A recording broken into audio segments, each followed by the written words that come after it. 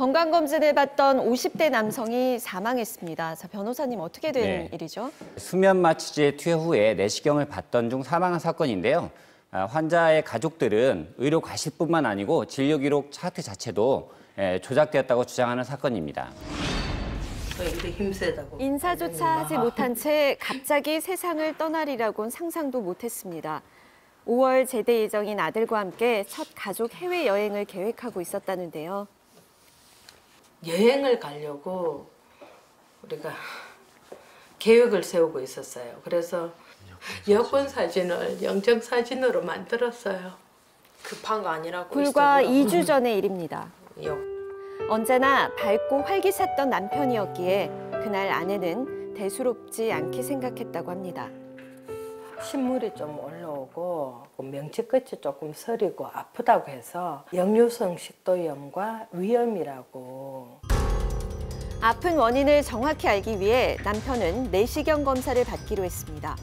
하지만 이후 남편은 끝내 돌아오지 못했다는데요. 간호사분이 최상덕 씨 보호자분 가면서 남편분이 좀 안 좋다면서 부정맥이 오면서 호흡곤란 시절하고 이제 경련을 일으켰대요.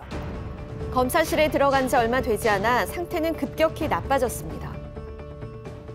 들어가니까 벌써 심장 마사지를 하고 있는데 벌써 발끝은 파랗게 청색증이 왔었고요. 발가락 끝에는 손은 침대에 누워 있는데 이렇게 돼가 있었고 눈은 다 풀려가 있었어요.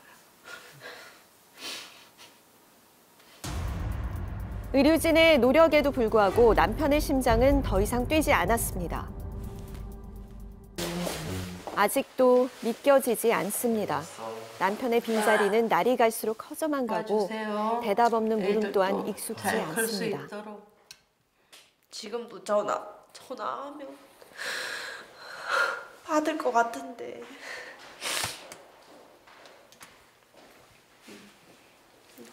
아직 거짓말 같아요.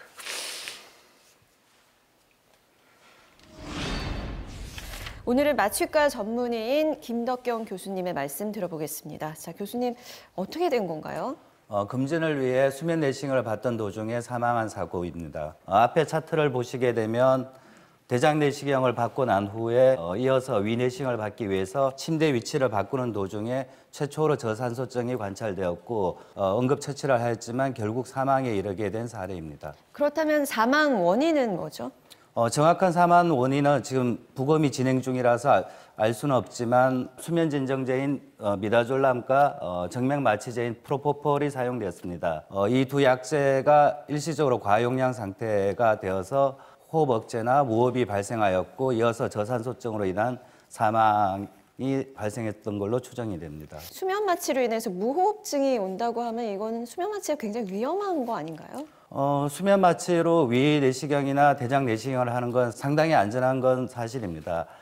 그러나 대한소화기 내시경학회에서 응답한 회원의 1.7%가 환자 사망을 경험한 것으로 확인되고 있습니다. 결론적으로 말하면 적절히 환자 상태를 감시하고 문제가 생겼을 때 즉각 대처를 할 경우에 이제 안전하다고 이야기할 수 있을 것 같습니다.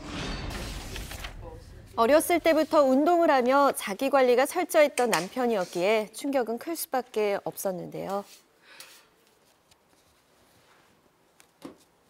중학교 때는 유도도 하고 실험도 하고 해요. 고등학교 때도 실험도 하고 워낙 운동신경이 좋아서. 친구들과의 씨름 경기에서도 1등을 할 만큼 남편은 건강했습니다. 때문에 가족은 사망에 이르게 된 원인이 병원에 있다고 주장합니다. 회사, 업체에서 많이 와가지고 건강검진을 받았기 때문에 환자에 대한 소홀은 좀 있었다고 보거든요. 또한 가족은 환자 상태가 나빠진 것을 발견한 시점에 대해서도 의문을 제기하고 있습니다. 환자 모니터링을 제대로 했었더라면 그런 증상을 미리 알았을 텐데 그걸 왜 그제서야 봤냐는 거죠. 환자를 뒤집었을 때요.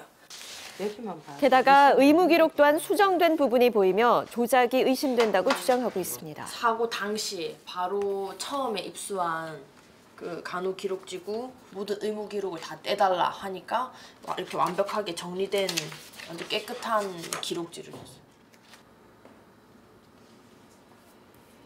이게 25분인지 7분인지 또 정확하지 않은 상태고 이렇게 막 줄 꺼놓고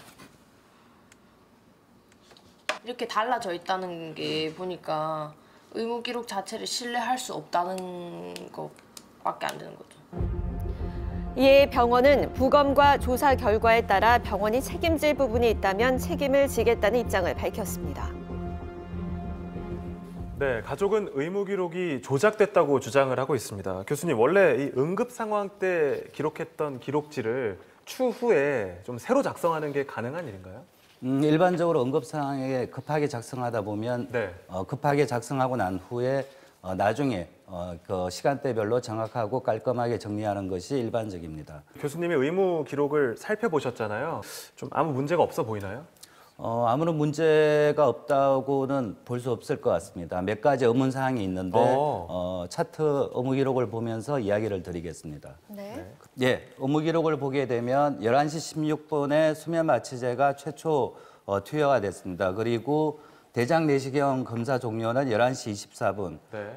대략 한 7 내지 8분 정도 대장 내시경을 시술을 했는데 아무리 그 능숙한 의사라도 대장 내시경에는 통상적으로 10분 내지 15분 정도 시간이 소요된다는 점에서 해당 시간에 대해서 신뢰도가 떨어지는 것은 사실입니다. 네.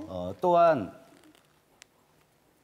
저산소증이 관찰되고 난 다음에 청색증이 보이고 당시 시간대에 산소 포화도가 90%로 기록되어 있습니다. 그런데 청색증의 경우 산소 포화도가 80에서 85% 밑으로 떨어져야지만 관찰된다는 점에서 해당 기록에 대한 신뢰도가 의심스럽습니다.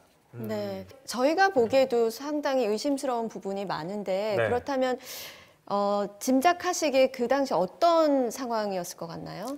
11시 24분 안구가 돌아가는 안구 치우침과 사지 강직이 있는 걸로 기록되어 있습니다. 이런 증상들은 저산소성 뇌손상이 상당 시간 지속돼야지 관찰되는 소견입니다. 그러면은 이 사망이 이미 됐었다는 이미 무호흡 상태가 꽤 진행이 됐고 심정지가 이미 진행된 상태에서 해당 의료진이 늦게 발견했을 것으로 추정이 됩니다. 환자를 관찰만 잘 했어도 살 수 있었다는 얘기가 되나요? 프로포폴 같은 경우는 작용 시간이 짧기 때문에 만약 무호흡 상태가 발생했더라도 네. 즉시 추가 투여를 중단하고 환자를 깨우는 등 아니면 필요하면 산소를 투여하면서 보조 호흡을 하게 되면 거의 대부분에서 회복이 됩니다. 따라서 본 사례 같은 경우에도 조기에 발견을 해서 적절한 처치를 하였다면 사망에 이르지 않았을 걸로 추정이 됩니다. 네, 가족들 입장에서 충분히 의문점이 생길 수 있을 것 같은데요. 네네. 변호사님 생각은 어떠세요? 네, 이 사건 같은 경우 제가 보기에는 결국 대장 내시경 동안 환자 감시를 소홀히 해서 발생한 의료 과실에 의한 사건이라고 보여집니다.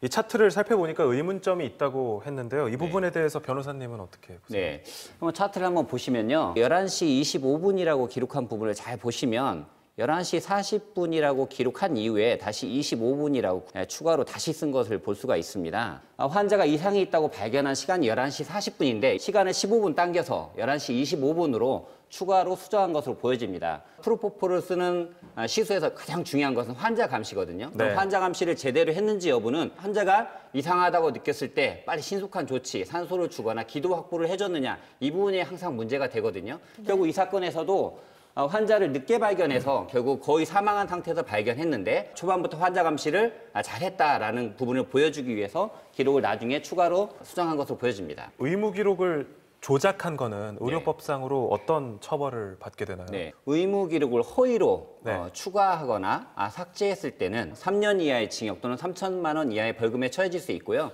의료인 같은 경우에는 또 행정처분으로 자격정지까지 병과될 수 있습니다. 교수님 마지막으로 혹시 해주실 말씀 있을까요?